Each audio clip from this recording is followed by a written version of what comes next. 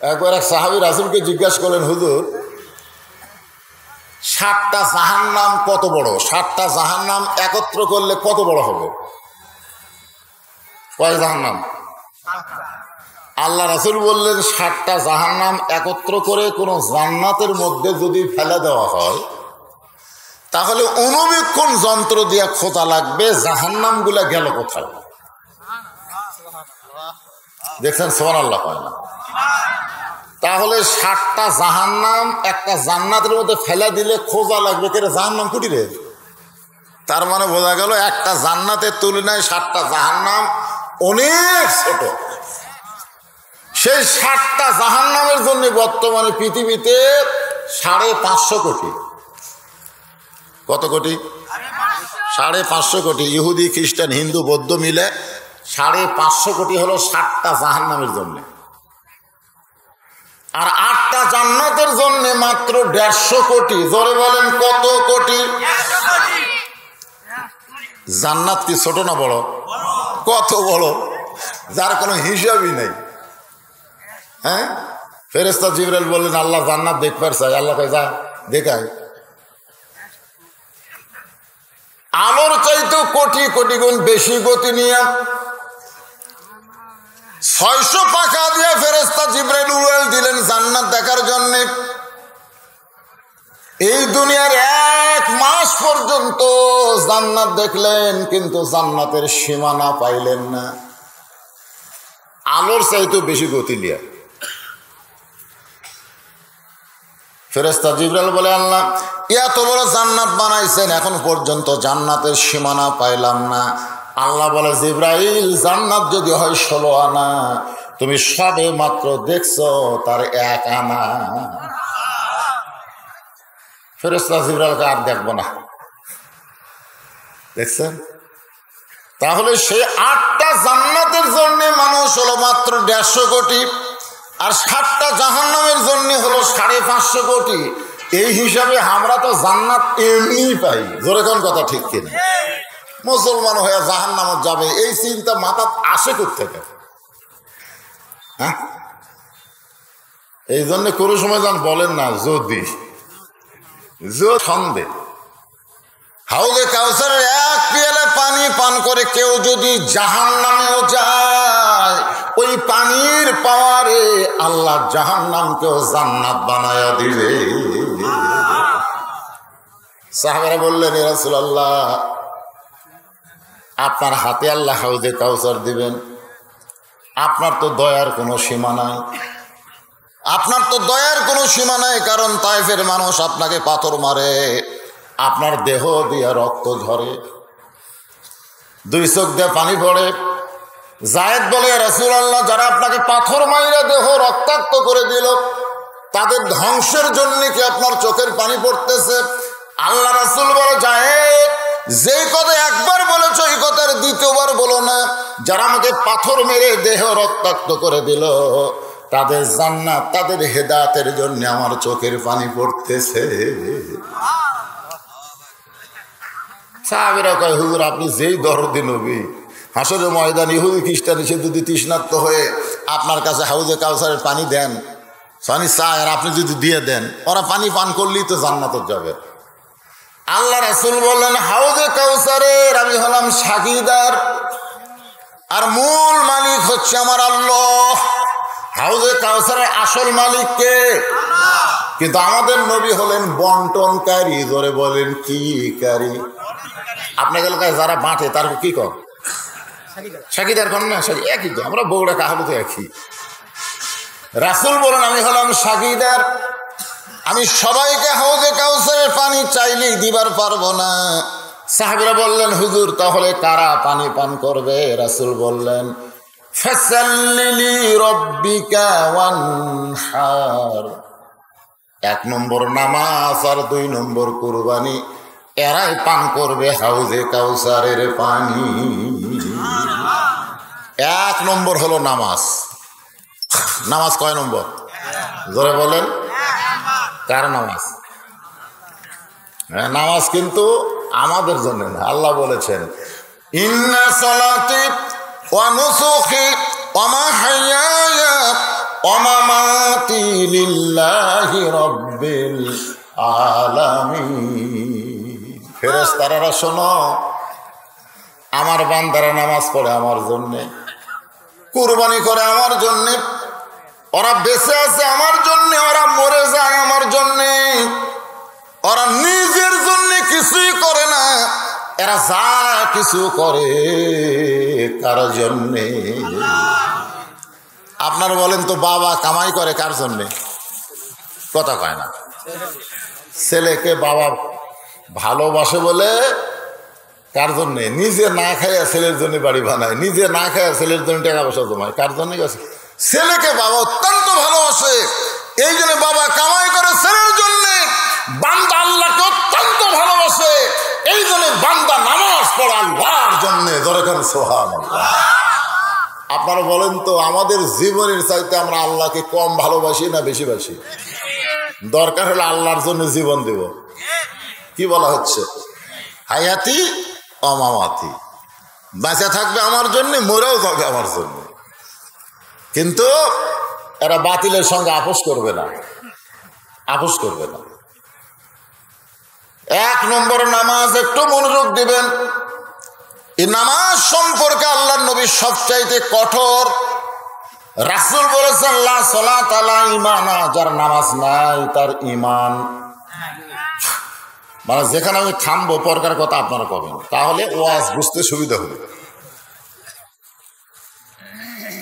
আল্লাহ রাসূল বলেছেন, লা সালাতা লা দীন, যার নামাজ নাই তার ধর্ম। বাইনাল আবদি ওয়াল কুফরি তারকুস সালাত, বান্দার কাফেরের মধ্যে পৃথক করার জিনিস তার নামই হলো নামাজ। যারা নামাজ পড়বে তারা হবে বান্দা, আর যারা নামাজ পড়বে না তারা হলো কাফের। আল্লাহ রাসূল আরো কঠোর হয়ে বলতেছেন, মান তারাকা সালাতু মুতাম্মিদান ফাকাদ কাফারা, ইচ্ছা করে একটা ওয়াক্ত নামাজ যারা বাদ দিল তারা আল্লাহর সঙ্গে কুফরি করলো। কেমন করে ঘুমাও তুমি, ফজর করে কাজা, এমনও তো হতে পারে তোমার জোহরে জানাজা।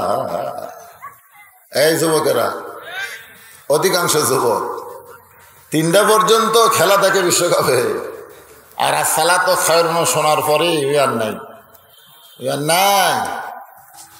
কোথায় রে যুবক? যৌবন বয়সী ইবাদত আল্লাহ পছন্দ করে। এই নামাজ সম্পর্কে রাসূল বলেছেন, 7 বছর থেকে নামাজের তালিম দিবে। কিভাবে নিয়ত বান্ধা লাগবে, কিভাবে হাত বান্ধা লাগবে, কিভাবে রুকু করা লাগবে, কিভাবে সিজদা করা লাগবে, কোন নামাজ কয় রাকাত, এই তালিম দিবে 7 বছর বয়স থেকে।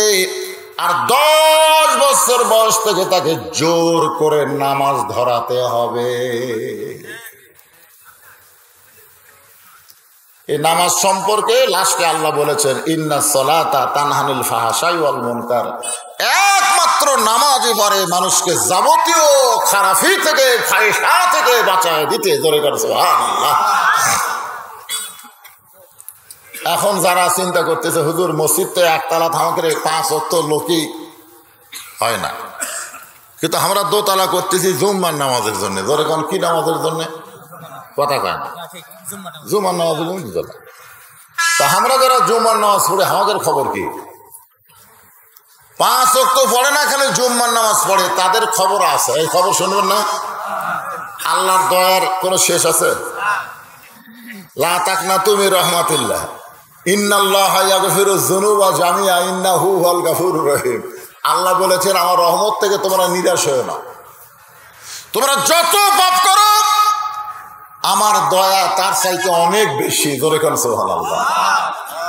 হাসরের ময়দানে আল্লাহ বলবেন, যারা 5 ওয়াক্ত নামাজ পড়ো নাই, শুধু জুমার নামাজ পড়েছো, সবার শেষে এসে আগে গেছো, মানে আসছে সবার শেষে, আবার গেছে সবার আগে।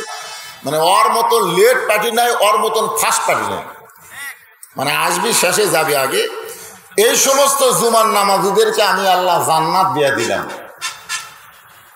আমি আল্লাহ জান্নাত দিয়ে দিলাম, তোমরা জান্নাত যাও।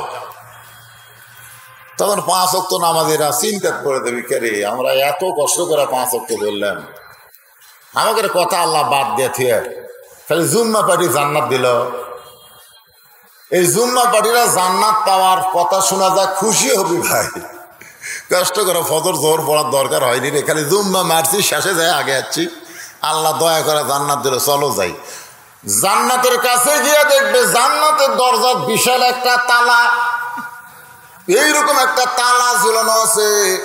জুম্মা পার্টি বলবে, আল্লাহ আপনি আমাকে জান্নাত দিলেন কিন্তু তালা কেন? আল্লাহ বলে, চাবি তোদের কাছে আছে, খুঁজে দেখ, চাবি তোদের কাছে আছে। তখন ওরা খুঁজবি, সব খুঁজবি, খুঁজে দেখবে একটা চাবি আছে, কয় মাশাআল্লাহ চাবিও আছে রে। তো চাবি তালার মধ্যে ঢুকবে ঠিকই কিন্তু ঘুরবি না, তালার মধ্যে চাবি ঢুকছে কিন্তু চাবি ঘরে না। জুম্মা পার্টি বলবে, আল্লাহ তালার মধ্যে চাবি ঢুকলো কিন্তু চাবি যে ঘরে না। আল্লাহ বলে, তালার মধ্যে 5টা দাগ আছে, তোর চাবির মধ্যেও 5টা দাগ থাকা লাগবে, দাগে দাগে মিল পড়বে, কুট্টুস করে তালা খুলে যাবে। দাগে দাগে মিল পড়বে, আগে দেখ তো তোর চাবির মধ্যে দাগ আছে কিনা। আল্লাহ আমার চাবি তো তেল তেলা, কোনো দাগ নাই। আল্লাহ কয়, ফজর জোহর আসর মাগরিব এশা এই 5টা দাগ থাকা লাগবে রে, দাগ না থাকলে তো কাম হবে না। তো কয় না আল্লাহ আমার চাবির তো দাগ নাই। তাহলে ঘুরেও লাভ নেই, কারণ দাগে দাগে মিলে পড়বি যে তালাও খুলবি না। তাহলে আমরা এখন কি করবো? আল্লাহ কয়, তোরা জান্নাত দেখে ফেরত আয়।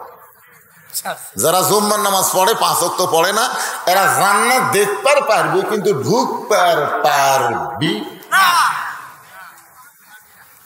এখন দোতলা বানাচ্ছেন রে জুম্মা পাঠে, একটু মনোযোগ দিয়ে শুনতে হবে। 1 নম্বর নামাজ, এই নামাজটা পুরুষের জন্য আমি আলোচনা করতেছি, নারীদের জন্য কিন্তু 1 নম্বর নামাজ না। নারীদের জন্য 1 নম্বর হলো পর্দা। ধরে কোন 1 নম্বর কি? পুরুষের নেক আমলের মধ্যে 1 নম্বর নামাজ না থাকলে তার কি নাই? ইমানই নাই। আর নারীদের জন্য 1 নম্বর নামাজ না। আমার মায়েরা যারা পর্দার অন্তরালে বসে আছেন, একটু মনোযোগ দিয়ে শুনতে হবে। আপনারাও বগুড়ার মা, আমিও বগুড়ার সন্তান, মনে কষ্ট নেবেন না।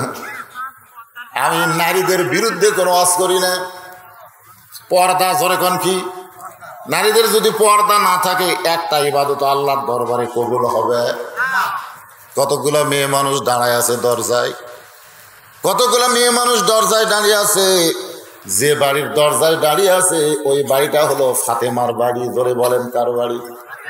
যে ফাতেমার সম্পর্কে রাসূল বলেছেন, সাইয়্যিদাতুন নিসাই আহলিল জান্নাত, খাতুনে জান্নাত ফাতেমাতুজ যোহরা।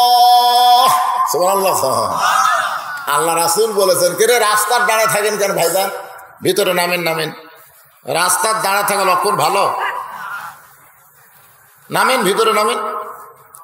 মুরগির তলে ডিম দিছে 12টা, বাচ্চা হচ্ছে 10টা। এখন চিন্তা করে, কে রে 12 ডিম দিলাম, 10টার বাচ্চা হলো, ব্যাপার কি?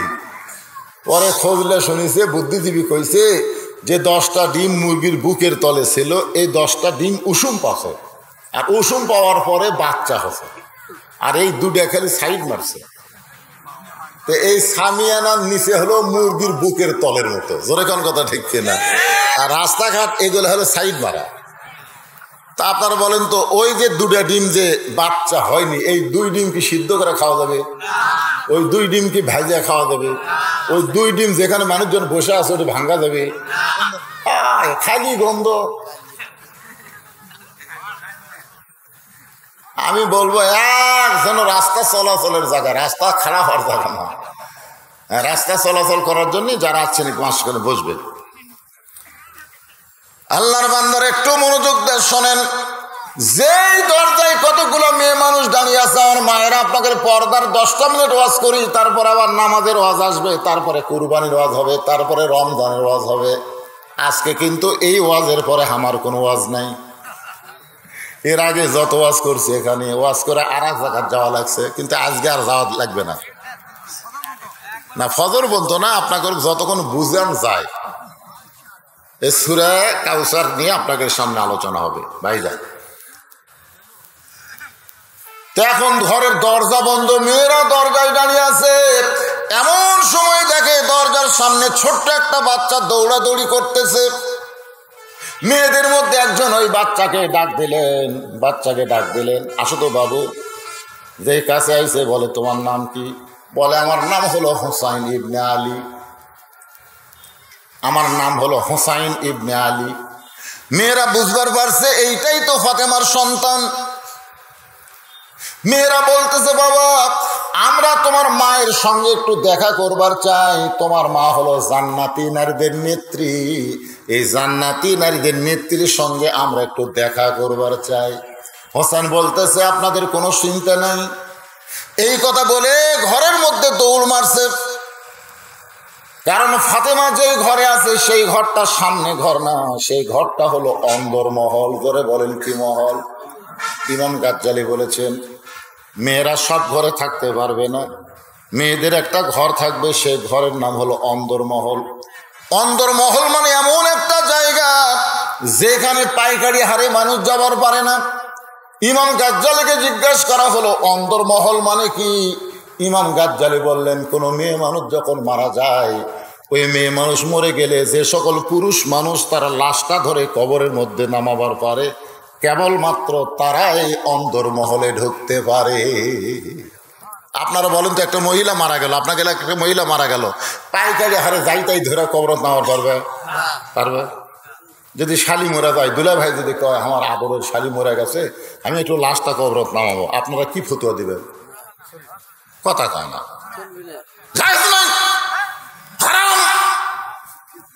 দুলা ভাই খালি মুচকে আসে, কেরে মরিয়া গেছে, শালির লাশ ধরে কবরত নামাবো, তাই যদি হারাম হয়, তাহলে জেতা থাকতে তো আমার হুন্ডার পাশে চড়া ফিল্ডিং মারলো, তখন তো এক শালা হারাম করলো না রে। কারণ এখনকার হুন্ডার সাইজ কি, দুলা ভাই থাকে দোপার মধ্যে, বুঝলেন, আর শালি থাকে উঁচার উপরে। হ্যাঁ, হুন্ডার সাইজ দেখেননি? টাঙ্কি উঁচে, মাঝখানে দোপা, তারপরে উঁচে। এরা দুলা ভাই কি জন্য কিনছে? জুয়ান শালিক পাশে নিবি, শালি দুলা ভাইয়ের ঘাড়ের উপর হাত দিবি, আর ওই একটা আন্দাজে আরাম পাবি। জোরে কোন কথা ঠিক কিনা? হাইড্রোলিক ব্রেক ধরলে যে শালি আমাকে চাপা ধরতে, দুলা ভাই এত দূরে মোটরসাইকেল চালো না, দুলা ভাই পড়ে যাবো, যে শালি হামাক চাপা ধরলো আর মরে গেল, ওই লাশ ধরে নামান যাবি না? তখন একজন বলতে, ভাই এটা বাংলাদেশ রে, বাংলাদেশে বাঁচতে হালাল হলে মরলে হারাম হয় রে, মরলে হারাম হয়, মরে গেলে 5 কাপড়, আর কথা থাকলে একটা অন্না পর্যন্ত বুকের ওপর নাই, গলার মধ্যে দিয়ে মাফলা বানা। আপনাকে এলাকার মেয়েরা ভালো। আল্লাহর বান্দার একটু মনোযোগ দিয়ে শোনেন। হোসাইন দৌড়ে যখন মায়ের ঘরের দরজার দিকে, একটা ঘর ডাঙ্গায় যখন মায়ের ঘরের দিকে যাচ্ছে, ওই ঘরে হযরত আলী আল্লাহর কোরআন তেলাওয়াত করতেছে। ওই ঘরে হযরত আলী কি তেলাওয়াত করতেছে? ইন্নামাল মুমিনুনা আল্লাযীনা ইযা যুকিরাল্লাহু ওয়াজিলাত কুলুবুহুম ওয়া ইযা তুলিয়াত আলাইহিম আয়াতুহু যাদাতুহুম ঈমানা ওয়া আলা রাব্বিহিম ইয়াতাওয়াক্কালুন।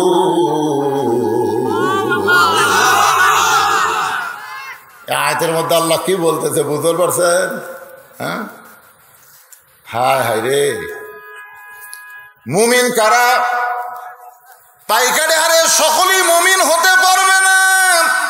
মুমিনের 1 নম্বর বৈশিষ্ট্য হলো তারা যখন আল্লাহর জিকির করবে, এই জিকির করার কারণে তাদের অন্তরের মধ্যে কম্পন সৃষ্টি হবে, আর সেই জিকিরের নাম হলো আল্লাহর কোরআন। মুমিনদের 2 নম্বর বৈশিষ্ট্য হলো এই কোরআন যখন তারা তেলাওয়াত করবে, এই তেলাওয়াতের কারণে আল্লাহ তাদের ঈমান বাড়ায় দিবে। মুমিনদের 3 নম্বর বৈশিষ্ট্য হলো এই কোরআনের সঙ্গে সম্পর্ক রাখার কারণে মুমিন কেবলমাত্র একমাত্র আল্লাহর প্রতি ভরসা করবে, অন্য কারো দিকে মুমিনের খেয়াল থাকবে না। মুমিনের খেয়াল শুধুমাত্র কার দিকে? আরো করে কোন কার দিকে? এখনই আসর নামাজ পড়ছে, এখনই মুমিন ওরা জমির ধান দেখবার গেছে, যা দেখে ওপর জমির পানি আছে, নিচে পানি নাই। চিন্তা করতেছে আমার জমির পানি নাই, ওপরে পানি চলমল করতেছে। মুমিন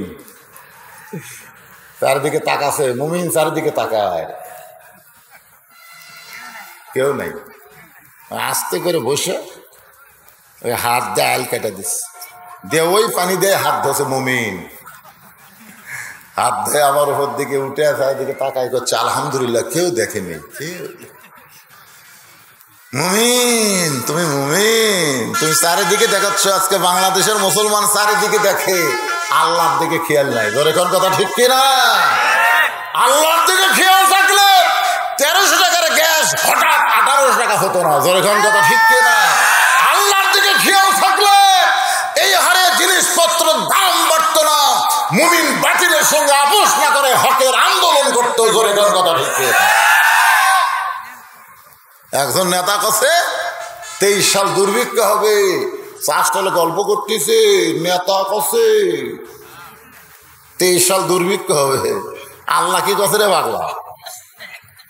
আল্লাহ বলেছেন ফালিয়াবুদু রাব্ব হাযাল বাইত আল্লাযী আত'আমাহুম মিন জু'ইন ওয়া আমানাহুম মিন খাউফ। ওই ঘরের মালিক, যে ঘর তোমরা দোতলা করতেছ, ওই ঘরের মালিকের তোমরা গোলামি করো, নামাজ পড়ো, তোমার আল্লাহ তোমাকে 2টা পুরস্কার সঙ্গে সঙ্গে দিয়ে দিবে। 1 নম্বর পুরস্কার হলো তোমার রিজিকের কোনো পেরেশানি থাকবে না। 2 নম্বর পুরস্কার হলো যাবতীয় ভয় ভীতি থেকে আল্লাহ তোমাকে পুরাপুরি নিরাপত্তা দিয়ে দিবে।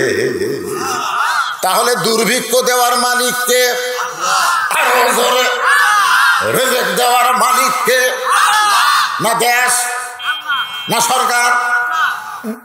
সিরিয়া আর তুরস্ক তো সেই বিল্ডিং বানাচ্ছিল। কি বিল্ডিং রে! আপনি জানেন, পাইল করতে করতে, এক বিল্ডিং এর খবর শুনলাম, পাইল করতে করতে 350 গজ নিচ থেকে ভিত তুলছে। 350 গজ নিচ থেকে ভিত তুলে বিল্ডিং করছে। 350 গজ বোঝেন, মিস্ত্রিরা বুঝবে। সেই রড দিয়ে খালি সামান্য কয় মিনিট ভূমিকম্প, কয় সেকেন্ড, এরা 5 তলা তুটে 1.5 লাখ টাকার খাটে 12,000 টাকার কম্বল তোর গাঁত দেখয়, আমার বাড়ি আমার ঘর, আমাক নামাইকে। আল্লাহ কয় তো নামাইকে 1 সেকেন্ড লাগবে না, খালি একটা ঝাঁকি হবে। এরকম একটা ঝাঁকি হবি, তুই লুঙ্গি ছাড়া ন্যাংটা হয় না বুড়ে। ধরে কোন কথা ঠিক না? কারণ অনেক সময় মানুষ ঘুমালে লুঙ্গি খুলে যায় না, তো ঝাঁকি তখন শুরু হবি, তুই এবার লুঙ্গি খুঁজে পিন্তার টাইম পাবি। ওই ন্যাংটা হয়ে নিচে এসে বিল্ডিং এর দিকে তাকায় থাকবে। ফেরত তাকায়, আল্লাহ এই শয়তান 9টার সময় করলো হক নামাইকে, আর রাত 3টার সময় তুমি ন্যাংটা করে নামালে। আজও বাংলাদেশে যারা কয় আমাকে নামাইকে, আল্লাহ কয় জনগণ পারবি না, জনগণ দুর্বল হয়ে গেছে, এখন তোর নামাবার গেলে আমার আল্লাহর ভূমিকম্প লাগবে। জোরে কোন কথা ঠিক কিনা? নামবো না, ন্যাংটা হইয়া নামা লাগবে, ন্যাংটা হইয়া। জোরে কোন কি হইয়া?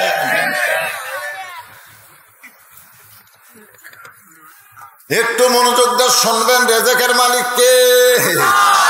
ওই ঘরের মালিকের নামাজ পড়েন, 5 ওয়াক্ত নামাজ জামাতে আদায় করেন। আল্লাহ বলেছেন কোনো ক্ষুধা রাখবো না, রেজেকের পেরেশানি তোমার করা লাগবে না, এবং যাবতীয় ভয় ভীতি থেকে আমি আল্লাহ তোমাদেরকে নিরাপত্তা দিয়া দিব। হযরত আলী, এই তোর কি ব্যারাম ধরছে?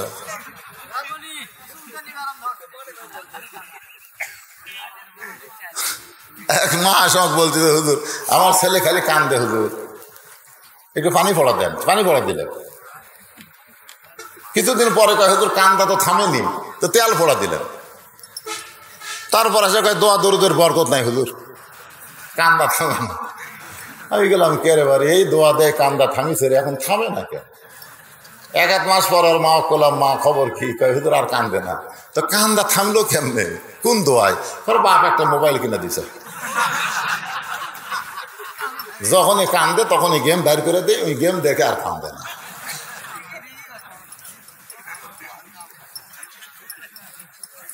আমি কইলাম কে রে, দোয়া দরুদ দিয়ে কান্দা থামিচ্ছে না, মোবাইল দিয়ে কান্দা থামে। আমি ওই মাকে বললাম, মা আপনি সত্যি করে বলেন তো আপনার এই ছেলে কি এমনি এমনি হয়েছে না সিজার করা হয়েছে? তখন বলতেছে হুজুর এ কথা কেন? আমি একটু বলেন তো। না হুজুর সিজার করে। ও তাহলে ঠিক আছে, এরা সিজার করা সিজার করা বাচ্চারা তো 2 দিন পরে হবে রে, 2 দিন পরে কি এমনি দুনিয়াতে আসবে। কিন্তু ডাক্তারের কাছে দেখাবার কাছে ডাক্তার টাকা খাওয়ার জন্য বলতেছে বেকা হয়ে আছে, তেড়া হয়ে আছে, পানি কমে গেছে, এখন পেট কাটা ছাড়া বুদ্ধি নেই। 2 দিন আগে পেট কাটা থেকে ওর ঘুমই ভাঙেনি। এখন ওর ঘুম ভাঙাবার গেলে কি করবি, পা ধরে এরকম ঘুর ঘুর করে ঘুরাই, ঘোরানোর পরে মাথাতে একটা ঝাঁকি খাই, চিৎকার দেয়, কান্দে ওঠে। ওই যে মাথার ঝাঁকি খাসে, ওই ঝাঁকিতে দোয়া দরুদ দিয়ে কাম হচ্ছে না, ওই ঝাঁকিতে মোবাইল দিয়ে ওর কাম হয়। ওই কোনো জায়গায় বসলে স্থির থাকবে না, খালি অস্থির হয়ে লাফালাফি করে সিজার করা।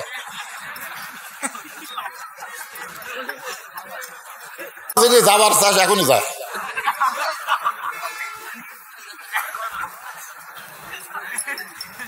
না না না, কি বিপদ, কি বিপদ,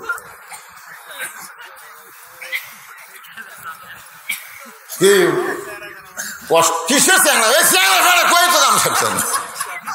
7 বছর থেকে রাসূল কি কথা, 7 বছর থেকে তালিম দেওয়া লাগবে, 7 বছর থেকে। আর 7 বছর হয়নি, আর 10 বছর থেকে মেরে পিটারে। এটা হলো ইসলামের নিয়ম। কয়ের বয়স হয় না, বয়স কতদিন হবে?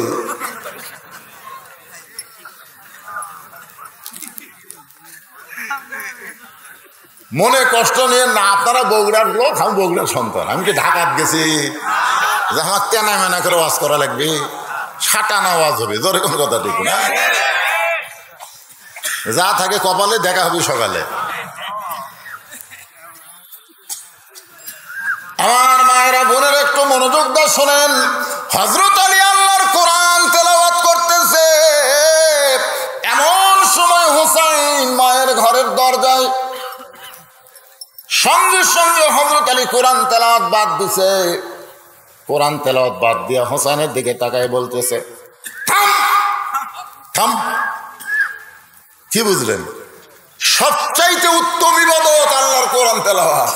সেই কোরআন তেলাওয়াত বন্ধ করে ছেলের দিকে তাকাইছে। তার মানে কি বোঝা গেল? আপনি যত ইবাদত করেন, আপনার সন্তানের দিকে আপনার খেয়াল করার দরকার আছে না নাই? আছে না নাই? খেয়াল করবেন না আপনি? আপনি ফজরের নামাজ পড়বার যাচ্ছেন, আসসালাতু খায়রুন নাম শোনার পরে আপনি বুড়া মানুষ আপনি বলেন, আপনার 21 বছরের আগের খবর কি? খেয়াল করার দরকার নাই? খেয়াল করা লাগবে না? তো নামাজ পড়তে যাওয়ার সময় খেয়াল করছেন জানলা খোলা, জানলা খোলা দিয়ে দেখতেছেন যে পাও নাই মাথাও নাই, ছেলের পাও নাই মাথাও নাই। মানে আজান শোনার পরে ওই কম্বলের মধ্যে এমন ভাবে পজিশনে ঢুকেছে আর কিছু বার হয় না। বা চিন্তা করতে যে কে রে, মা পাও নাই মাথাও নাই, খেয়াল করা লাগবে তো। কারণ ঘরের মধ্যে বিড়াল যেমন ঢোকে, চুপ চুপ করে বাপ ঢুকেছে, ঢুকে কম্বল টান দিয়ে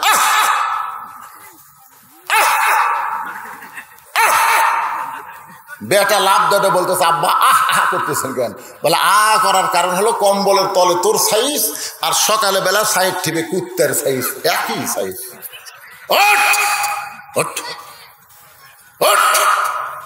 অজু কর, অজু কর। 3টা পর্যন্ত ব্রাজিলের খেলা দেখলি, 3টা পর্যন্ত আর্জেন্টিনার খেলা দেখলি, তখন তোর চোখে ঘুম নাই। আর মদ যেন আল্লাহর আজান দিছে, তুই ল্যাপের মধ্যে কুত্তে হয়েছে। অজু কর। আমাকে যদি আব্বা ডাকিস আর আমার ঘরের যদি থাকিস, ওঠ।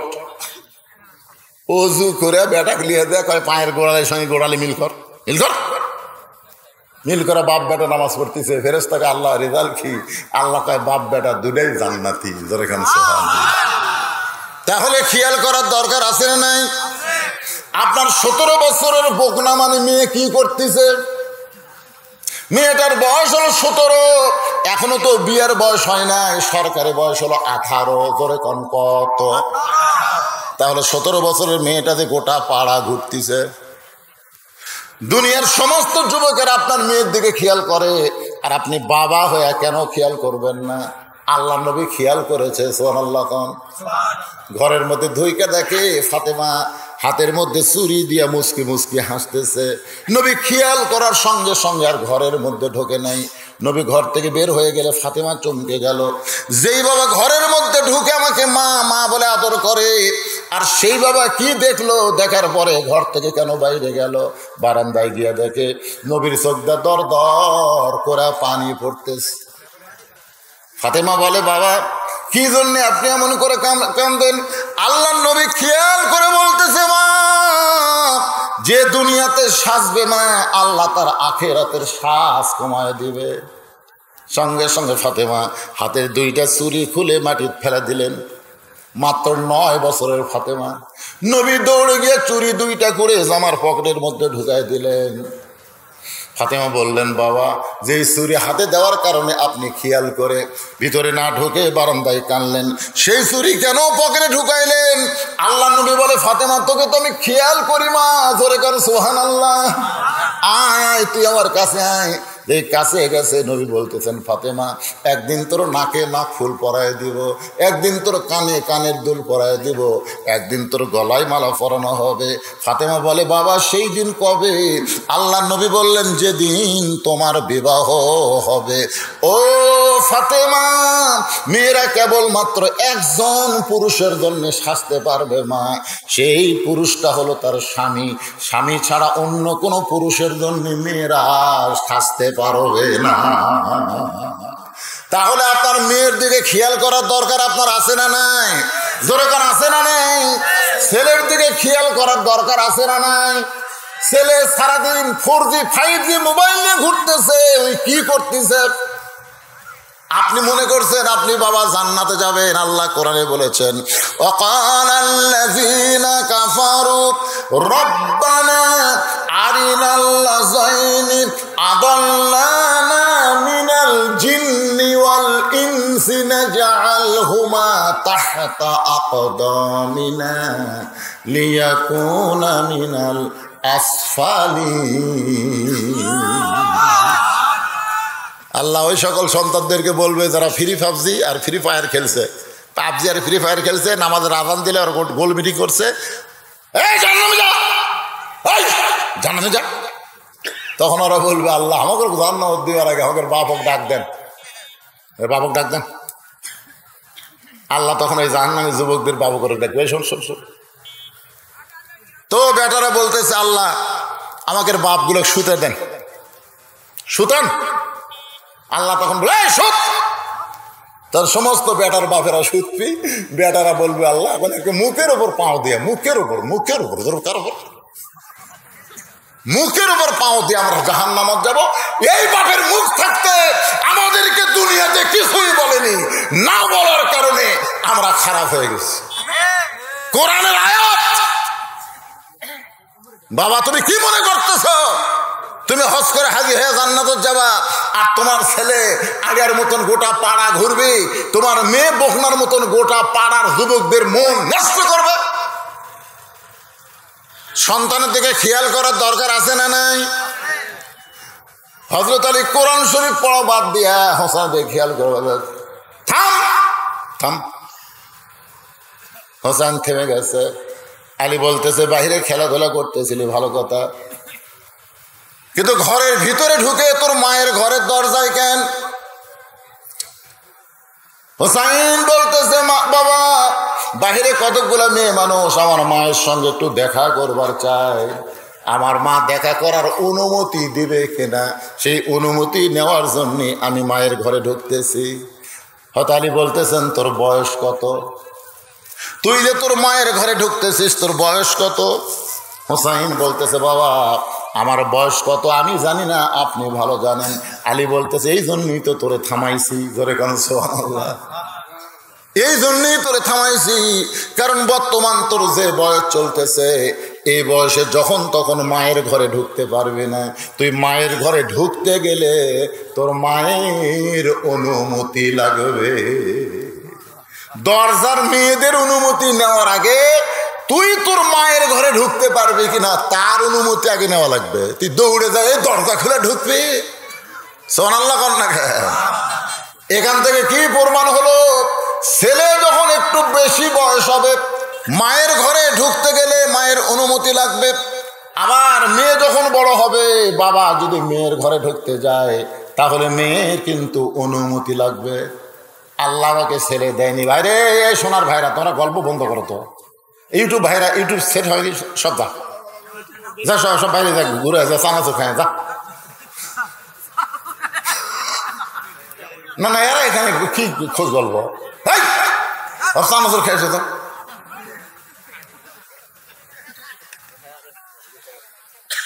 মনোযোগ দেখ, সেট হয়নি, এটা সেট হয়নি তো, সেট তো হয়ে গেছে, আর গল্প কি? একটু মনোযোগ দেখ, কথাগুলো খেয়াল করবেন। বয়সের কথা খেয়াল করবেন। আল্লাহ আমাকে 3টা মেয়ে দিয়েছে, আমি কিন্তু 3টা মেয়ের বাপ। কয় মেয়ের বাপ? আমি কিন্তু ভাই, আমি দোলনা কিনিনি। মেয়েরা ছোট বাচ্চা করে দোল দেওয়ায় না ছোটবেলায়। আমার বউ কইছিল দোলনা কিনে না, আমি বল না। হচ্ছে মেয়ে হচ্ছে দেখে কি বেজার নাকি? না, বেজার না। আমাকে আল্লাহ বিশাল একটা দোলনা দিতে, আমার বুকের উপরে আমার 3টা মেয়েকে আমি বড় করছি। 3 বছর করে, 3 বছর করে আমার 3টা মেয়েকে আমি বুকের উপর ঘুম পাড়াচ্ছি। মেয়েরা যেন বুঝবার না, বলতে না পারে যে আমরা ছেলে হইনি বলে বাপের মন খারাপ। আমি যে 3টা মেয়েকে বুকের উপরে ঘুম পাড়ালাম, এখন সেই 3টা মেয়ে আমি ঘরে থাকলে ঘরের মধ্যে ঢুকবার চাই না। আগে শোনে বাবা ঘরত আছে, কয় হ্যাঁ, তাহলে আর ঢোকে না। আমি মনে মনে চিন্তা করি, যাদেরকে আমি বুকের উপর ঘুম পাড়ালাম, যাদেরকে বুকের মধ্যে চাইপা ধরে আদর করলাম, এখন সেই মেয়েরা বড় হচ্ছে বলে বাবা ঘরে আছে আর বাবার ঘরে ঢুকতে চায় না। আমি যখন বলি মা তোরা 3 জন একসঙ্গে আমার ঘরে আয়, যখন 3টা মেয়ে ঘরে আসে, আমি তাকাই দেখি আমার মেয়েরা মাটির দিকে তাকায় থাকে, আমার মুখের দিকে তাকায় না। আমি কইলাম মা আমি কি এমন অপরাধ করেছি মা, আমার মুখের দিকে না তাকায় তোরা মাটির দিকে তাকায় থাকিস? মেয়েরা বলে বাবা আপনাকে দেখলে আমাদের বড় শরম লাগে। এখান থেকে প্রমাণ হলো, মেয়ে যখন বড় হবে তখন মেয়ের ঘরে ঢুকতে বাবার অনুমতি লাগবে, আর ছেলে যখন বড় হবে তখন ছেলের ঘরে, মায়ের ঘরে ঢুকতে ছেলের অনুমতি লাগবে। আল্লাহর নবী জোহরের নামাজ পড়ার পরে ফাতেমার ঘরের দরজায় ডাক দিল, ফাতেমা একটু দরজা খুলে দে। ফাতেমা বলতেছে বাবা এখনকার মতো আপনি ফেরত যান, আপনার জন্যে আমি এখন দরজা খুলতে পারবো না। নবী ফেরত চলে গেলেন। আসরের নামাজের পরে আল্লাহর নবী ফাতেমার ঘরের দরজায় ডাক দে, বলে ফাতেমা দরজা খুলে দে। ফাতেমা বলতেছে বাবা জোহরের সময় আসলাম, দরজা খুললাম না, আপনার কি একটু রাগ নাই বাবা, আপনি কেন আবার আসরের সময় আইছেন? রাসূল বলে ফাতেমা রে সকাল থেকে তোর মুখটা আমি দেখিনি মা, একটাবার তোর মুখটা দেখে আমি এখান থেকে যাবার চাই। ফাতেমা বলে বাবা এমন একটা কাপড় আমার পরনে আছে বাবা, যে কাপড় উপর দিকে তুললে নিচের দিকে বের হয়ে যায়, আবার নিচে যদি ঢাকতে চায় উপর দিকে আমার ঢাকা যায় না বাবা, এই কাপড় পরে আপনার জন্য কেমনি দরজা খুলবো? আল্লাহর নবী এক টানে গায়ের চাদর খুলে জানলার কাছে গিয়ে বলে ফাতেমা জানলার একটু পাল্লা খুলে এই চাদরটা নিয়ে, এই চাদর পরে তুই আমার সামনে একটু দরজা খোল। নবীর গায়ের চাদর পরে ফাতেমা যখন দরজা খুলে দেয়, নবী তাকায় দেখে ফাতেমা মাটির দিকে তাকায়া 2 চোখ দিয়ে দর দর করে পানি পড়তেছে। আল্লাহর নবী বলে ফাতেমা একটাবার মুখ তুলে আমার মুখের দিকে তাকা। ফাতেমা বলে বাবা আপনার চাদর পরে দরজা খুলে দিয়েছি, আমার বড় শরম লাগে। সঙ্গে সঙ্গে নবী ফাতেমার হাতটা ধরে একটা চুমা দিয়ে বললেন ফাতেমা এই কষ্ট বেশি দিন তোর দুনিয়াতে থাকবে না। 33 বার সুবহানাল্লাহ বলবি, 33 বার আলহামদুলিল্লাহ বলবি, 34 বার আল্লাহু আকবার আমল কর। আমি নবী বলতেছি দুনিয়ার জীবন সাঙ্গ করে যখন কবরে যাবি আল্লাহ তোকে 8টা জান্নাতের মালিক বানায়া দিবে। বাল তুসিরুনাল হায়াতাদ দুনিয়া ওয়াল আখিরাতু খায়রুন ওয়া আবকা। আল্লাহু আকবার। আলী বলতেছে হোসেন তোর বয়স কত? তো হোসেন বলতেছে আপনি ভালো জানেন। আলী বলতেছে এই জন্যই তো তোকে থামাইছি, তোর বয়স এখন 4 বছর। 4 বছরের বাচ্চা যখন তখন মায়ের ঘরে ঢুকতে পারবে না। 2 বছরের বাচ্চা ঘরের মধ্যে থাকলেও কোনো সমস্যা নেই, কিন্তু 2 বছরের বেশি হলেই সমস্যা। আমার কথা কি আপনারা বুঝতে পারতেছেন? আপনার বাচ্চার বয়স 2 বছর, ঘরে চেতন আছে, আপনি মন চাইলেই আপনার হালাল বউকে আপনি আদর করতে পারবেন না। মন চাচ্ছে বউ ধরে একটা চুমা খাবেন, পারবেন না, কারণ ওই খালি দেখতেছে না, ওই কিন্তু বুঝতেছে। ওই বাইরে এসে খবর পরে আব্বা তাই মাছ চাপা ধরছিল রে। এটা হাসির কথা না, এটাই ইসলাম। যে নিজের 2.5 বছর বাচ্চার সামনে আমার হালাল বউকে আমি আদর করতে পারতেছি না। আর কি বাংলাদেশ আমরা পেলাম! 14ই ফেব্রুয়ারির নামে কলেজ ভার্সিটি পার্কে মানে কাটি মেশে কুত্তের মতন জোড়া লেগেছে। জোরে কোন কথা ঠিক কিনা? হি বাংলাদেশ রে, 7 মাথায় ফুলের মালা বিক্রি হচ্ছে। খালি কোরআনের দেশ হলে 14ই ফেব্রুয়ারি আল্লাহ নবী ঘরের দরজা খুলে তো সমান লক্ষণ। ইতিমধ্যে উম্মাহাতুল মুমিনিন মা আয়েশা ঘরে ঢুকছে। মা আয়েশা ঘরে ঢুকছে, সঙ্গে সঙ্গে নবী দাঁড়িয়ে গেলেন।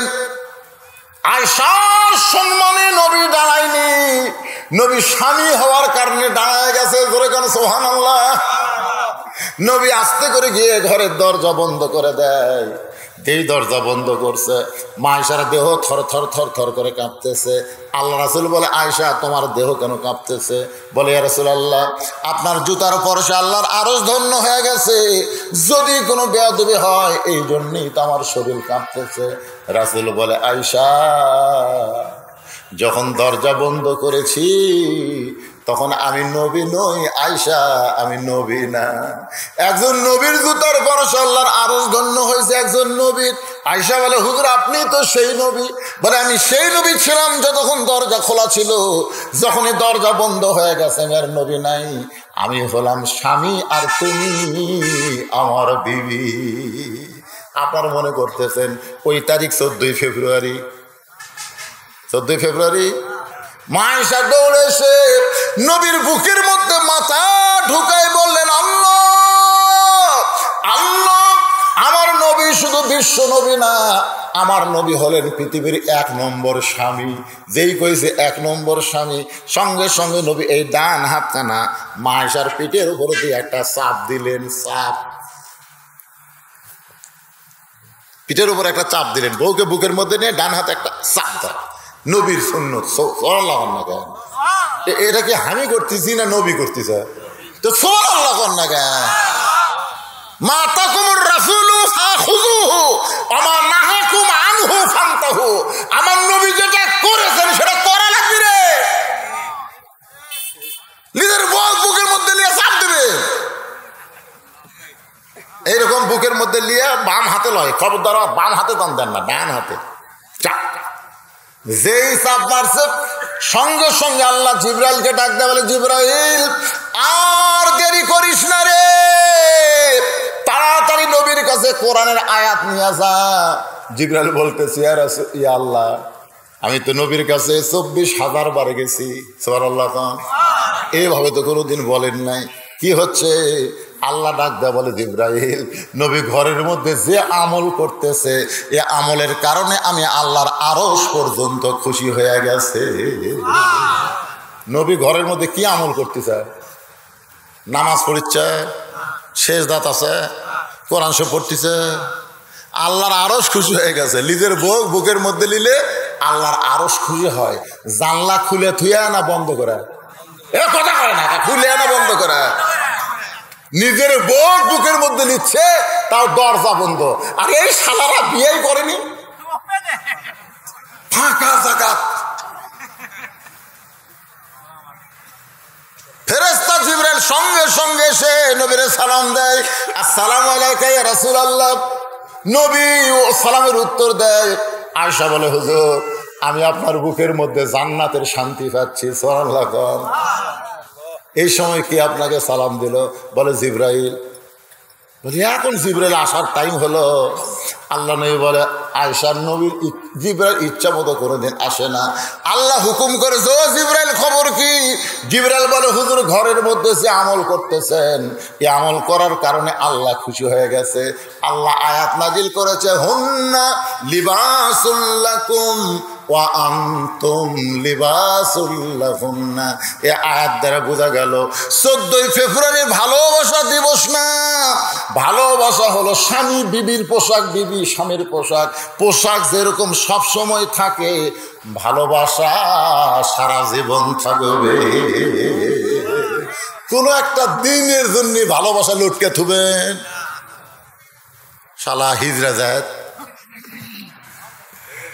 আল্লাহ কোরআনে বলেছেন, হুন্না লিবাসুল লাকুম ওয়া আনতুম লিবাসুল লাহুন্না। স্বামী হলো তোমার পোশাক, বিবি হলো তোমার পোশাক।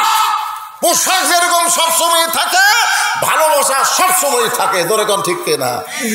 আপনারা কি কন? যারা প্রেমিক প্রেমিকা, এই শালার তো বোঝে না। ওই বয়স দেখে ভালো ভাই আছে। আপনি কোন তো, আমার যৌবনকালে আমার বইয়ের উপর যে ভালোবাসা আসলো, এই বুড়াকালে ভালোবাসা আরো 14 গুণ বাড়িছে, সেটা জানে? হ্যাঁ, এটা হচ্ছে হালাল ভালোবাসা, বাড়িছে। বইয়ের কিছু হলে হর চোখতে পানি বলে, কে গো তুমি যদি তখন ছেড়ে যাও আমি কি করব? আর আমার যখন কিছু হয়, বয়স আমার শীতারে কান্দে, দেখো আমিও বুড়ি হচ্ছি, আমার আর কেউ বিয়ে বসবি না, করবি না। তুমি বুড়া হতো, তোমার সাথে আর কেউ বিয়ে বসবি না। আমরা দুইজন এইভাবে সারা জীবন থাকবে। যোগ্যতা কিন্তু করবার না পারি, ভালোবাসা আছে। সোরাল লাগাম না কেন? এটা হচ্ছে হালাল ভালোবাসা, মরা পর্যন্ত থাকবে। জোরে কথা বল না কেন? মরা পর্যন্ত থাকবে। দেখবেন, আমি নিজের চোখে দেখছি, আমার বাবা, আমার বাপের বড় ভাই মারা গেছিল।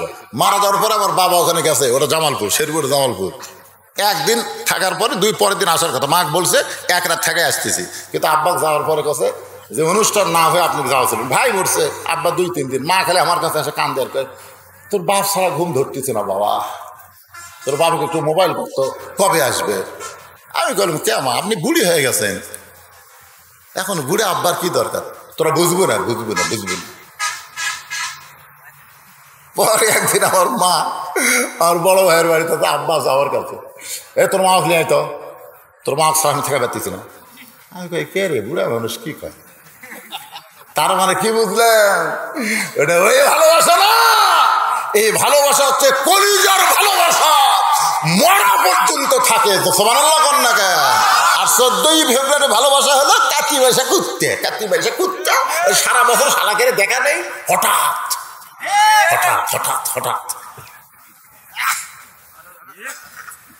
কি কথা কি ভুল হয়েছে? ভাই বেঁচে নাই, ভালোবাসা আমাকে কমেছে এখন। তো বিশ্বাস করেন, যখন আপনারা ঘুরে হবেন, ভালোবাসা তার এত বাড়বি ভাই। আরে এরা পার্কত যায়, ভালোবাসা করে। পার্কত যাস কে?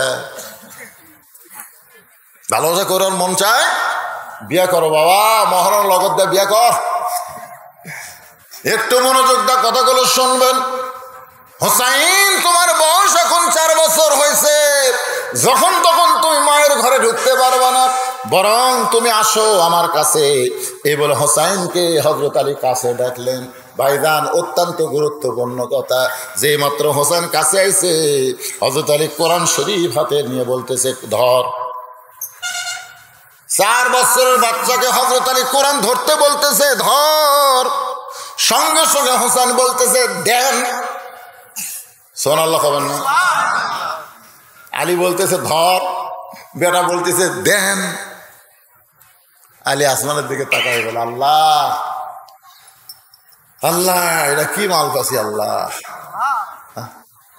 আমি বলতেছি ধর, ওই ভাই দেন। তার মানে কি? জন্মসূত্রেই পবিত্র হয়ে জন্মেছে, পবিত্র কোরআন ধরতে তার কোনো আপত্তি। আর আমাকে গুলে ধর, ধরবি, খাড়া হয়ে বেজর করে। হুজুর একেবারে বসি না, কি বদ অভ্যাস। আমি গোসল করবার নিয়ে যাই, তাও খাড়া হয়ে পেশাব করে। এবার মা কইছে, এনে বসতে পেশাব কর বাবা। ওই বসে না। দেখেন তো দোয়া দরুদ দেখ, বসার যাই কিনা। আর কাছে ডেকে বললাম কোথায় পড়িস রে? বলে স্কুলে পড়ি। কোন ক্লাসে? প্রাইমারিতে, 1-এ। তো বসিস না কে পাগলা? বসে পেশাব করলে ভালো থাকে, জিনিস ভালো থাকবি। এই জিনিস যে পেশাব করতেছি না ওটা ভালো থাকবি রে পাগলা। তো খাড়া হয়ে পরিষ্কার বসে পেশাব করা লাগবে, তোর স্যার তো শিখাইনি। তখন সাথে কি কয়, আর প্রাইমারি মাস্টাররা সব খাড়া হয়ে পেশাব করে। ওই খাড়া হওয়া দেখে আসে, বাড়ির থেকে খাড়া হওয়া শুরু করছে। তাহলে আপনার ছোট বাচ্চাকে কি দিবেন? ধর, কি ধর, একদম বাগডুম ধর, ধর, আইরান টিয়ে নাই ভরা দিয়ে না লেগে বল মাছে ধর। একই গ্রামে মাদ্রাসা আছে, প্রাইমারি আছে। কোনো ভালো বাপ ওই মাদ্রাসা বাদ দিয়ে প্রাইমারিতে তার ছেলেকে ভর্তি করে দিবি না। কোনো ভালো বাপ মাদ্রাসা ডেঙ্গে প্রাইমারিতে ভর্তি করে দিচ্ছে। আমি বললাম কে ভাই, মাদ্রাসা কি সুন্দর কোরআনের তালিম দেওয়া হয়, জালিকাল কিতাবুল আরাইবা হুদালিল মুত্তাকিন। হুজুর মাদ্রাসাত উপবৃত্তি নাই হুজুর, প্রাইমারিতে উপবৃত্তি আছে হুজুর। উপবৃত্তির জন্য প্রাইমারি দিচ্ছ, মরিয়া দেয় তোর কব্বর ওই থুবি না। কয় জায়গার দাম আছে, বাগুন লাগাবি, বাগুন লাগাবি। জায়গার দাম নেই, মরিয়া গেছে, ফুরিয়ে গেছে, বাগুন লাগা, বাগুন লাগাবে। আর মাদ্রাসায় দেন মরে যাবে প্রত্যেক ওয়াক্তে ওয়াক্তে মুনাজাতে রব্বির হামহুমা কামা রব্বায়ানি সগীরা বলে কানবে। প্রতি জুমার দিনে ফজরের পরে আপনার কবরের পাশে গিয়া ছেলে যখন চোখ দিয়ে পানি, মাছের মাথার মতন পানি বের করে কানবে। ফেরেশতা কয় আল্লাহ তোমার এই বান্দা কান্দে কেন? আল্লাহ বলে ফেরেশতা তোদের তো বাপ মা নাই, তোরা কেমনি বুঝবি? এই মাদ্রাসার আলেম তার বাবার জন্য দোয়া করতেছে, ওর চোখের পানি নাকের ডগায় পৌঁছার আগে আমি আল্লাহর বাপের কবরকে জান্নাত বানায়া দিলাম। তাহলে খালি সুবহানাল্লাহ বললে হবে না। এখানে যত মানুষ আমরা বসে আছি, আমাদের মাসুম বাচ্চাকে আমরা ডাক্তার বানাবো, ইঞ্জিনিয়ার বানাবো, সাহিত্যে তাই বানাবো, কিন্তু যখন ছোট থাকবে তখন তার হাতে সর্বপ্রথম কি দিব? আরো জোরে বলেন, কারা কারা ছোট বাচ্চার হাতে কোরআন দেবেন? 2 হাত তুলে আল্লাহ দেখান। 2 হাত তুলেন, কান্টরে কান্টান করে তোলেন।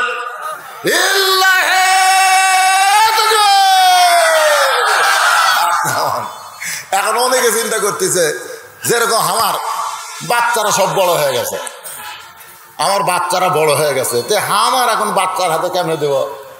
আমিও তো হাত তুলছি, কিন্তু আমার বাচ্চা নাই, আমার হোসাইন, আমার হোসাইন, আমার 2টা লাতি আছে, একটা নাম হাসান, একটা হোসাইন। হোসাইনকে আমি তানজিমুল উম্মাদ ভর্তি করে দিছি, কোরআনে হাফেজ হচ্ছে। আর আমার হাসানের বয়স কেবল 2 বছর 1 মাস। এক নিয়ত করেছি ওর হাতেও কোরআন শরীফ তুলে দেবো। আমার বেটি করো যারা আমাদের সাথে হয়তো হাফেজা হওয়ার পারেনি, কোরআন তো নিচে ছোটবেলায়, আপনাকে যারা ছেলে নেয় লাতিক দিবেন। হাত তোলা কি সার্থক হয়নি? কোথাও সার্থক হয়নি ভাই জানে।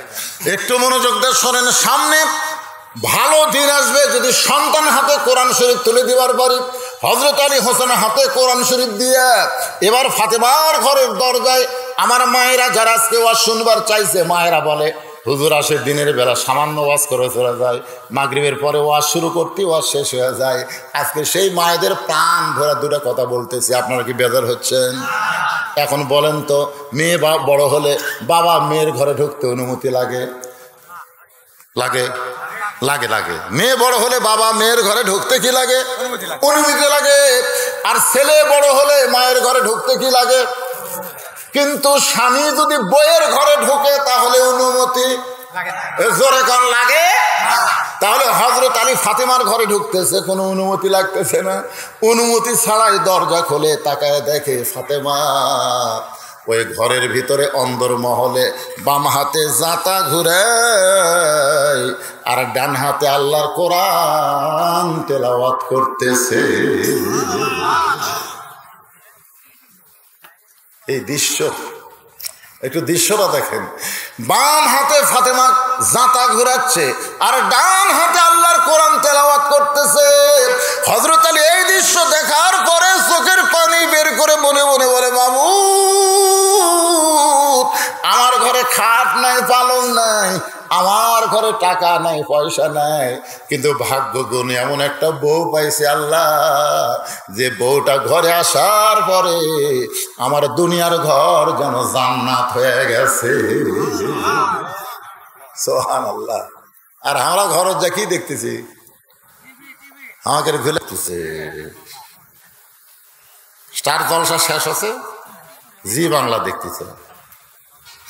কিরে এই মায়েরা, পর্দার অন্তরে বসে শুনতেছেন, খাতুনে জান্নাত ফাতেমার সঙ্গে যদি জান্নাতে যাবার চান, খালি তো পর্দার ওয়াজ শুনবার চান, ওয়াজ শোনা কাম হবে না, ফাতেমার মতো চরিত্র হওয়া লাগবে। জোরে কোন কথা ঠিক না?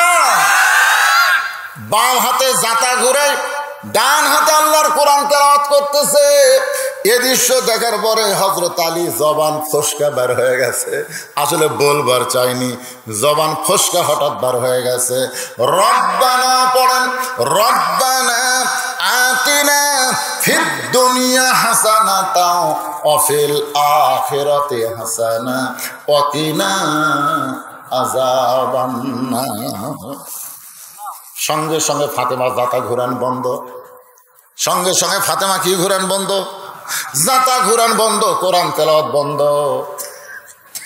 জাতা ঘুরানো বন্ধ করছে, কোরআন তেলাওয়াত বন্ধ করে বুড়া আঙ্গুলে ভর দিয়ে, একটু মনোযোগ দিয়ে শুনবেন, ফাতেমা বুড়া আঙ্গুলে ভর দিয়ে স্বামীর কপালে একটা চুমা খাইছে। হযরত আলী বলতেছে, ফাতেমা জাতা ঘুরাইতেছো, কোরআন তেলাওয়াত করতেছো, সেইগুলা কাম বাদ দিয়ে তুমি দরজায় এসে আমার কপালে চুমা দিলে কেন? ফাতেমা বলে, স্বামী গো, আল্লাহর নবী বলেছেন, স্বামী যখন বিবির কাছে আসবে তখন বিবির দুনিয়ার সমস্ত কাজ কাম হারাম হয়ে যাবে, একটা মাত্র কাজই হলো স্বামীর মনকে খুশি করে দেওয়া। সুবহানাল্লাহ। কত কষ্ট হচ্ছে, কেন আমরা যে পাইনি, যে সুবহানাল্লাহ কি জন্য পাচ্ছেন? আল্লাহ রাসূল বলেছে, নফল নামাজের নিয়ত করছো, 4 রাকাত নফল, 2 রাকাত নফলের নিয়ত করছে, 1 রাকাত হচ্ছে, আর 1 রাকাত এখনো বাকি আছে। এমন সময় স্বামী যদি তোমাকে ডাকে, রহিমা নামাজ বাদ দে, স্বামীর ডাকে উত্তর দেওয়া লাগবে, নামাজ বাদ। কিসের তোর নফল রে? তোর ফরজ তোর ডাকতেছে। শুধু আল্লাহর ফরজ ইবাদত ছাড়া, আল্লাহর ফরজ ইবাদত ছাড়া যদি ফরজ নামাজের নিয়ত করে, তখন স্বামী ডাকলে উত্তর দিবার পারবে না। নামাজ শেষ করে মোনাজাতও করা যাবে না, যায় স্বামী বলা লাগবে, নামাজ ধরছিলাম জোহরের, এই জন্য আপনার ডাকে উত্তর দিবার পারিনি, মাফ করে দেন। স্বামী কবি, আল্লাহর এটা কি রে?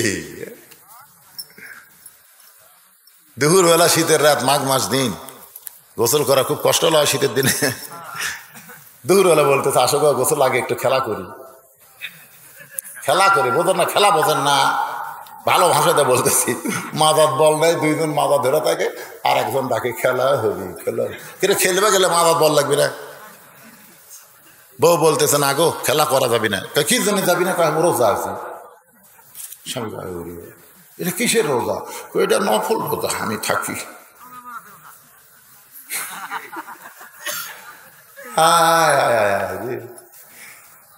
মায়েরা শোনেন, স্বামীর হুকুম ছাড়া কোন নফল রোজা করা যাবে? জোরে কোন যাবে? যাবে না।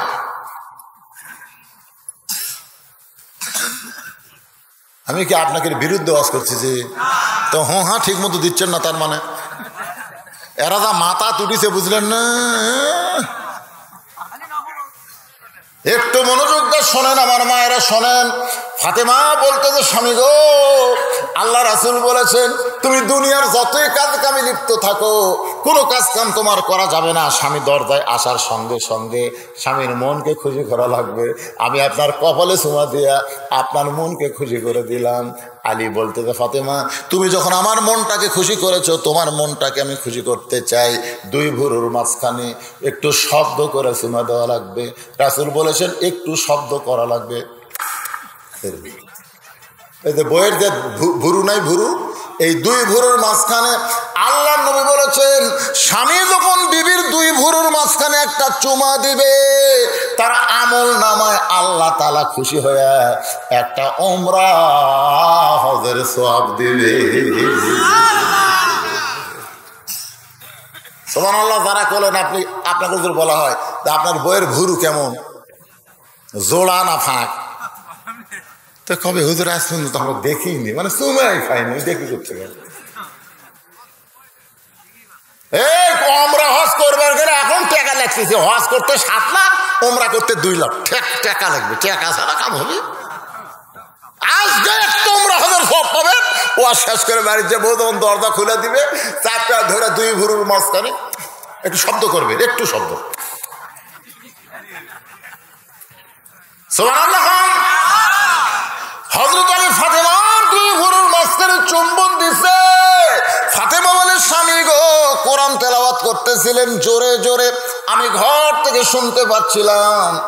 আলী বলতেছে, তুমি যে কোরআন পড়তেছ আমি কিন্তু শুনবার পাইনি। এখান থেকে ফতুয়া হলো, পুরুষ মানুষ জোরে কোরআন তেলাওয়াত করা যাবে, আর মেয়েরা জোরে কোরআন তেলাওয়াত করা যাবে।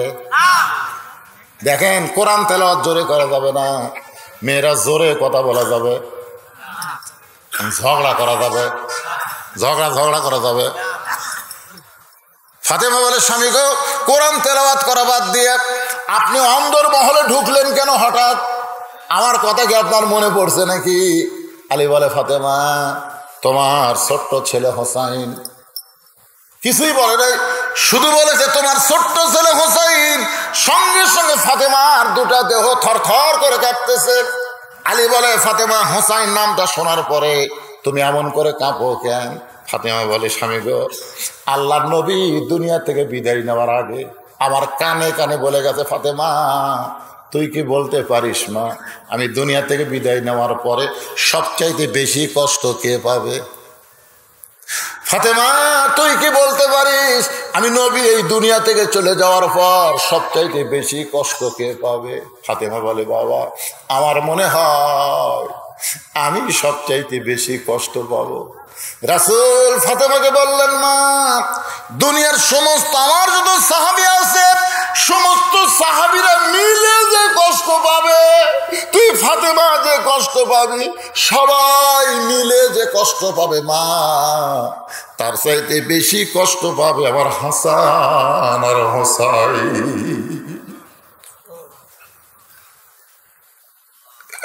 আমি চলে যাওয়ার পর আমার হাসান হোসেন কেমনে থাকবে মা? সকালবেলা যদি দেখতে না পাই, দুপুরে দেখার জন্য তোর 2 বেটা পাগল হয়ে যায়। দুপুরে দেখবার না পারলে রাতে যদি আমি ঘুমায় যাই, একদিন নবী ঘুমে গেছে, হাসান হোসাইন নবীকে দিনের বেলা পাই নাই। মাকে বলছে, মা, নানা কোথায়? বলে, সাহাবীর কাছে গেছিল, সেখান থেকে সে ঘুমিয়ে গেছে, তোরা তোর নানার ঘুম নষ্ট করিস না। আল্লাহ রাসূল বলে, ফাতেমা, আমি দেখলাম বিলাই যেমন ইন্দুর ধরার জন্য ঘরে ঢোকে, ওরা 2 ভাই ঘরের মধ্যে ঢোকে, আমার 2 গালে 2টা চুমু খায়, আবার যখন ঘর থেকে বাইরে যায় আমি খাস করে 2 জনের হাত ধরে বললাম, ভাইজান আমি চেতন আছি ভাই, তোরা সমাজে কোথায় যাবি? হাসান হোসেন বলে, না না, আমাদের জীবনের চাইতেও আপনাকে কোটি কোটি গুণ বেশি ভালোবাসি। রাসূল বলে, ফাতেমা রে, আমি দুনিয়া থেকে যাওয়ার 6 মাস পরে তুই তো দুনিয়া থেকে চলে যাবি মা, আমার হাসান হোসেন কে দেখাশোনা করবে? রাসূল বলে, ফাতেমা রে, হাসান নিয়ে আমার তেমন কোনো টেনশন নাই মা, কারণ হাসান হলো অবিকল, আমি নবীর মতো। সাল্লাল্লাহু আলাইহি, হাসান হলো অবিকল, আমি নবীর মতো। কিন্তু হোসেন বলো জেদি, এই জেদিরে কেন সামলাবি? ও ফাতেমা, চলে যাওয়ার পর আমার হোসেনকে একটু বেশি আদর দেশ মা, একটু বেশি আদর দেশ, বড় জেদি। ফাতেমা কান্দের বলে, স্বামী গো, আমার জেদি হোসেন আপনার সঙ্গে কি বেয়াদবি করছে? যার কারণে কোরআন শরীফ পড়া বাদ দিয়া আপনি আমার ঘরে অন্দর মহলে ঢুকছেন। আলী ফাতেমার চোখের পানি মুছে দিয়ে বলে, ফাতেমা রে, তোমার হোসাইন জেদ করে নাই, বরং দরজায় কতকগুলা মেয়ে মানুষ দাঁড়ায় আছে, সেই মেয়ে মানুষগুলো তোমার সঙ্গে দেখা করবার চাই। হোসাইন তাদেরকে বলেছে একটু ধৈর্য ধরেন, আমি মায়ের কাছে গিয়ে অনুমতি নিয়ে আসতেছি। কিন্তু হোসাইন এখন 4 বছর বয়স, এই বয়সের কারণে আমি অন্দর মহলে তোমার ঘরে ঢুকতে না দিয়া আমি হোসেনের হাতে আল্লাহর কোরআন দিয়া আমি নিজেই তোমার কাছে আইছি। সঙ্গে সঙ্গে ফাতেমা মুচকে হাসি দিয়ে বলতেছে, স্বামী গো, ওই বাবা মা হলো সবচাইতে ভাগ্যবান যার মাসুম বাচ্চার হাতে থাকবে আল্লাহর কোরআন।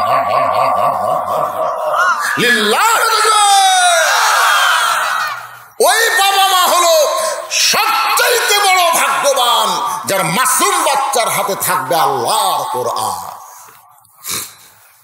ভাগ্যবান হবেন? দেন আগমত কি শিখতেছে? একটা কথা সত্যি, এই জন্য ক্লাস 6-এ দিছে যে সব ডারউইনের মতবাদ, বান্দর থেকে মানুষ হচ্ছে। একটু মনোযোগ দেন। আলী বলতে, ফাতেমা, দরজায় কতগুলা মেয়ে মানুষ, মায়েরা শোনেন, তোমার সঙ্গে দেখা করবার চাই, তুমি যদি অনুমতি দাও তাহলে দরজা খুলে দিব। ফাতেমা মুচকি মুচকি হেসে বলে, স্বামী গো, মেয়েরা যখন আমার সঙ্গে দেখা করবার চায় তাহলে আপনাকে কষ্ট করে পর্দার ব্যবস্থা করা লাগবে। আলী মুচকি মুচকি হাসে।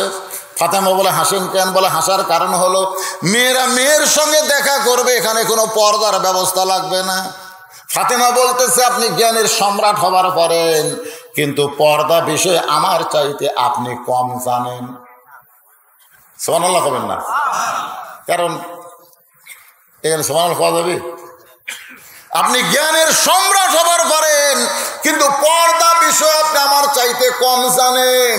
আলী বলতে যে, ফাতেমা, মুখ সামাল করে কথা বলো, তোমার বাবা কিন্তু বলেছে আনা মাদিনাতুল ইলমি ওয়া আলিউ বাবুহা, আমি হচ্ছে ইলমের শহর, আলী হচ্ছে তার দরওয়াজা। ফাতেমা বলতেছে, আমিও স্বীকার করি আপনি জ্ঞানের সম্রাট, কিন্তু পর্দা বিষয়ে আমার চাইতে আপনি কম জানেন। আপনারা বলেন তো, হযরত আলী কি জ্ঞানের সম্রাট ছিল না? ছিল না? ওমর ফারুকের জীবনে পড়ে দেখেন, জেরুজালেমে গেছে, জেরুজালেমের খ্রিস্টানরা ওমর ফারুককে সাদর সম্ভাষণ জানানোর জন্য হাজার হাজার দাঁড়িয়ে আছে। উটের পিঠে রাখালকে ওমর মনে করে জেরুজালেমের লোকেরা বলতেছে, আমির আল মুমিনিন, আপনি অনেক কষ্টে উটের পিঠে চড়ে আইছেন জেরুজালেমে, আপনি দয়া করে এই যে একটা চৌকিয়ার উপরে নামেন, আর একজন হামাগুড়ি দিয়ে এই পিঠের উপরে পা দিয়ে নামেন, আপনার যেন নামতে কষ্ট না হয়। উটের পিঠের রাখাল কাঁদতেছে, ফুপায় ফুপায় কাঁদতেছে। জেরুজালেমের খ্রিস্টানরা বলে, আমাদের আব্বত্ব নাই কি ভুল হয়ে গেল নাকি? আপনি কান্দেন কেন? রাখাল বলতেছে, রে জেরুজালেমের লোকেরা, তোমরা তো উমরকে চেনো না, তোমরা উমরকে চেনো না, আমাকে উমর মনে করে তোমরা সম্মান করতেছো, কিন্তু যিনি রশি ধরে জমিনে দাঁড়ায় আছে তিনি হলেন হযরত উমর।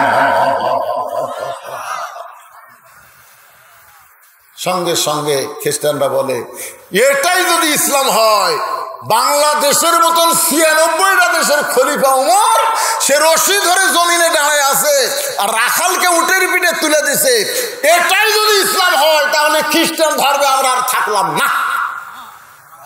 হাজার হাজার খ্রিস্টান উমর ফারুকের এই চরিত্র দেখে মুসলমান হয়ে গেছে। জোরে করে সুবহানাল্লাহ। কিন্তু হাজার হাজার হলেও তো তার মধ্যে 2-1টা বেকা থাকে না? বেকা বোঝেন না? এই যে যতই নামাজের ওয়াজ করেন, এখানে কিন্তু অনেক বেকা আছে, ফজর পড়বি না, যতই করেন, তখন হুজুর নামাজের কোন, পদ্মার কোন, যা ইচ্ছা তাই কোন, শুনে যাবো, কিন্তু যা আসলাম তাই। এর নাম হলো বেকা। ধরে করেন, এর নাম কি? ও তো আমার ওয়াজে শুনছেন, মুরিদ পীরের কাছে আসে, হুজুর ধনী হবার চাই। তো ধনী কেমনে হবে? কামাই কর।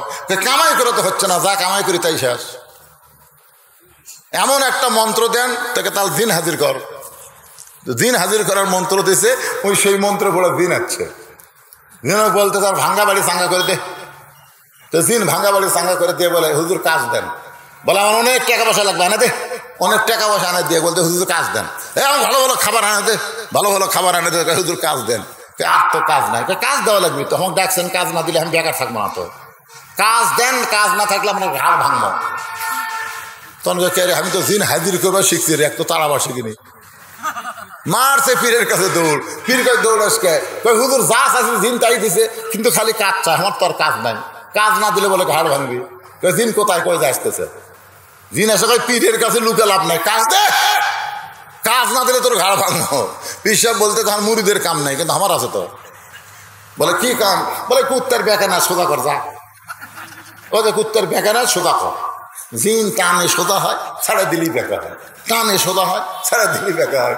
জিনকে আল্লাহরে এমন এক কাজ দিল, এই কাম তো কিয়ামত পর্যন্ত শেষ হবি না। এরকম বেকা মার্কা কিছু ছোটা মাহফিলে আসে, এরা কুত্তার লেবের মতন যতই ওয়াজ করেন, যতক্ষণ মঞ্চে থাকবে ততক্ষণ সোজা, ছাড়া দিলে আবার বেকা।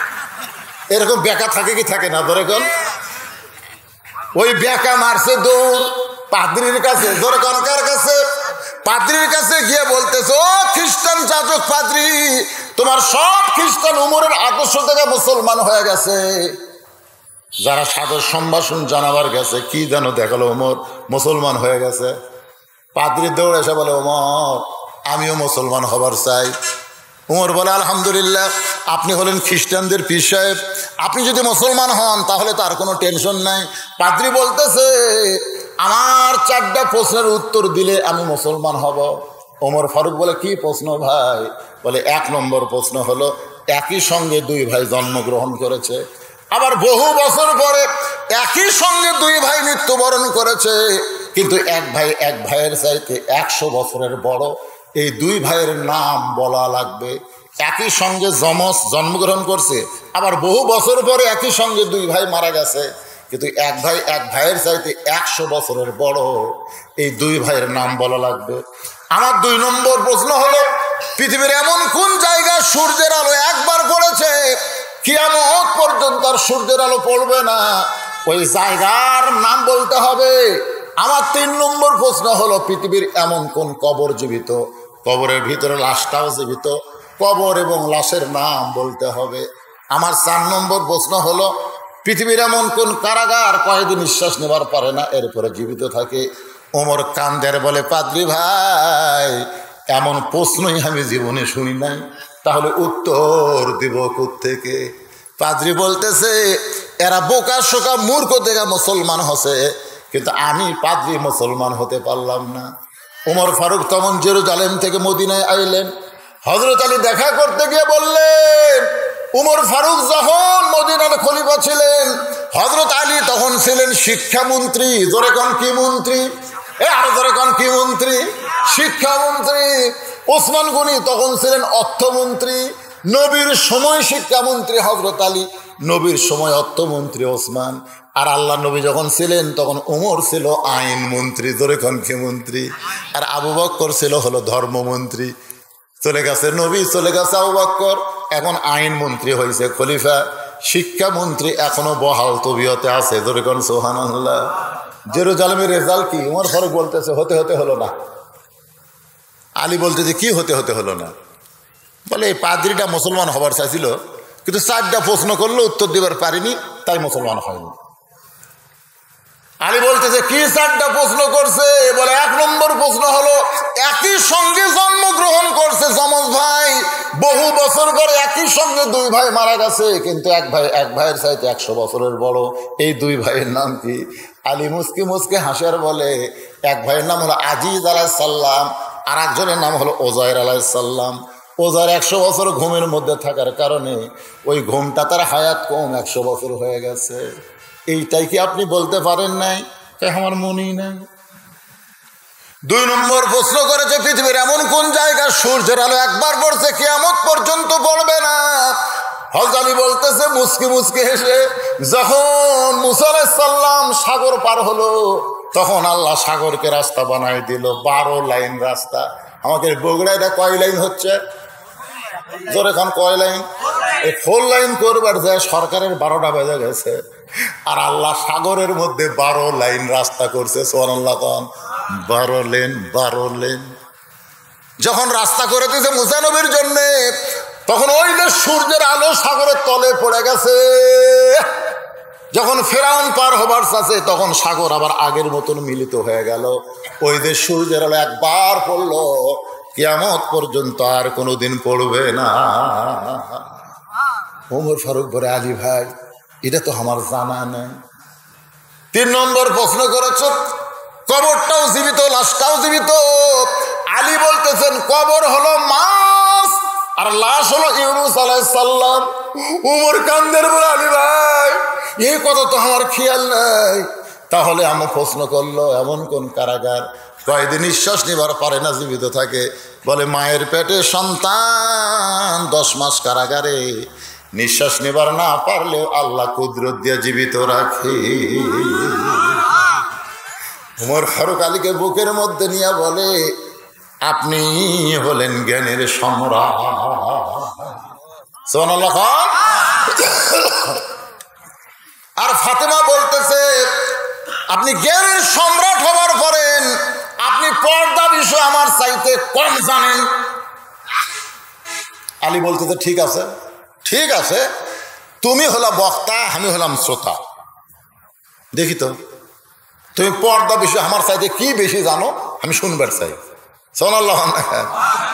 ফাতেমা খাড়া আছে, বক্তা খাড়া হয়ে আছে, আর হযরত আলী শ্রোতা হয়ে বসেছে। দেখি তো, মন চাচ্ছে না, কারণ বউ বেশি জানে। কেন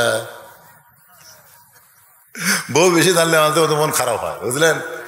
আমার বাড়ির যখন আইপিএস ছিল না, তখন কারেন্ট গেলে আমার বউকে বলতাম বাতাস কর, তো বউ বাতাস করতো।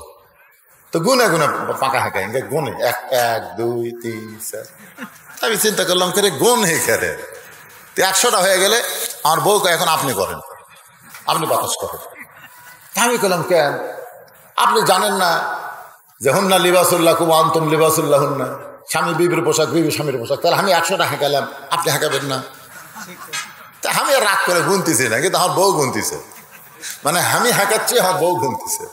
100টা হয়ে গেলে আমি বলি 100 হচ্ছে, তোর বউ বলতেছে না হবি না তো। আল্লাহ কোরআনে বলেছে, আর রেজালু কাওয়ামুন আলান নিসা, পুরুষেরা নারীদের উপরে থাকবে। বউ 100 হাঁকালে স্বামী 200 হাঁকাল লাগবে। আমি বললাম, তুই ঘর পাল্টা রে, তুই আমার থেকে বেশি জানিস, এক ঘর থাকা যাবে না। আসলে বউ বেশি জানলে স্বামীর মন কিন্তু খুবই খারাপ হয়। আলী হচ্ছে জ্ঞানের সম্রাট, তাক বলতে পর্দা বিষয় আমার চাইতে আপনি কম জানেন। তো ঠিক আছে, তুমি বক্তা হও, দেখি। এখন ফাতেমা পর্দা বিষয়ে কি ওয়াজ করবে? আমার মায়েদের জন্য শোনার দরকার আছে না নাই? কিন্তু মায়েরা যদি শোনে তাহলে আলী বসলো কেন? তার মানে বোঝা গেল আমাকে মদরাও শোনা লাগবে। এখন ফাতেমা বক্তা হয়ে কি ওয়াজ করবে? হযরত আলী বসে আছে, শুনবে। আপনারা কারা কারা শুনবেন আল্লাহকে একটু হাত দেখান তো দেখি। এ হাত তোলেন বারে, হাত তোলেন রে। আলী শুনবি রে, আলী শুনবি রে, হাত নামান। হাত তুলে নিলাম এই জন্যে যে আলী বসে আছে। আপনারাও আলীর সাথে, আলীর সহবতে বসে থাকবেন। ঘড়ির দিকে তাকায় দিকে খুব বেশি হয়নি ভাই, যখন আমি টেজে যাচ্ছি তখন থেকে এ পর্যন্ত প্রায় 2 ঘন্টা।